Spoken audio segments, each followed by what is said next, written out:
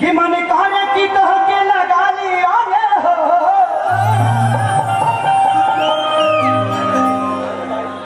हमके छोड़ के चली गई तो सदा के सामने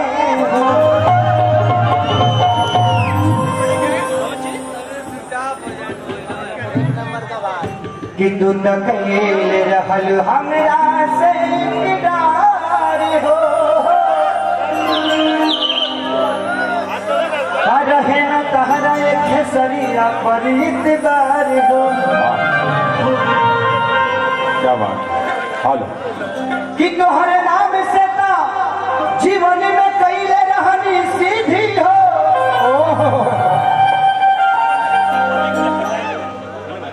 तुहके भूल नहीं पावतानी तेरी भी हो।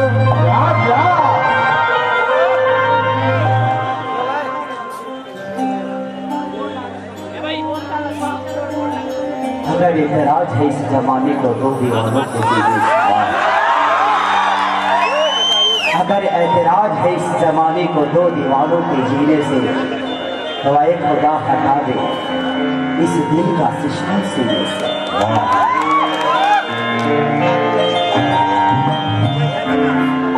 अगर तेरा प्यार इस मोहब्बत पे हावी ना होता तो खुदा की कसम के सारी शराबी ना होता।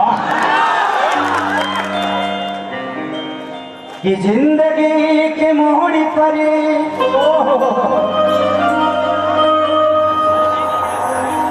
छोड़ गई हुए जन जाना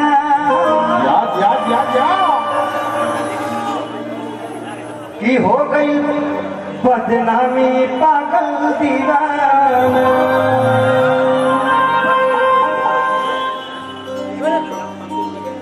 कि पैसे पपी की गईलू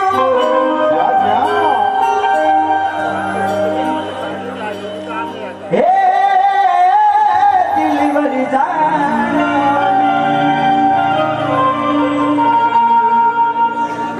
जानता जमाना एक खेसरिया के कहानी।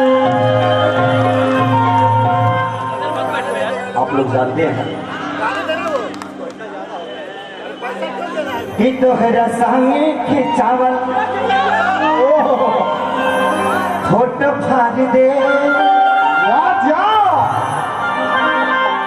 कि तोहरा संगे खिंचावल फोटो फाड़ दे जहिया आई पराती तोरी डोली में गोली मार दे तोहरा सामने खिंचावल फोटो फाड़ दे जहिया आई पराती तोरी डोली में गोली मार दे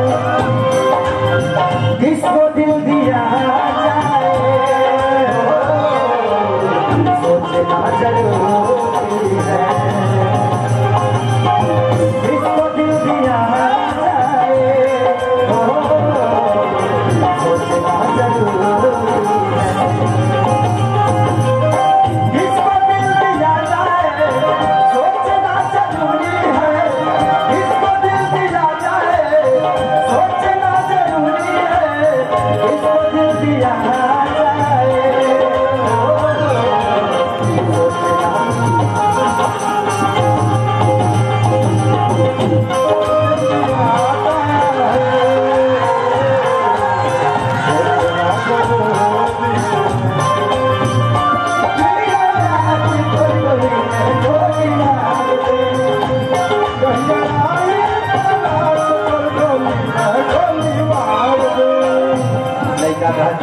कैसे कैसे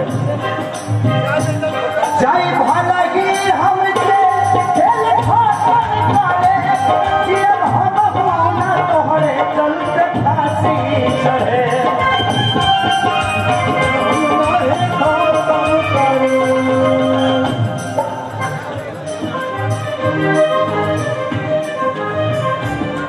अगर प्यार ही नहीं था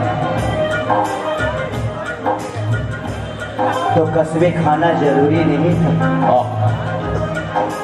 अगर प्यार ही नहीं था तो कस्बे खाना जरूरी नहीं था। क्या बात है।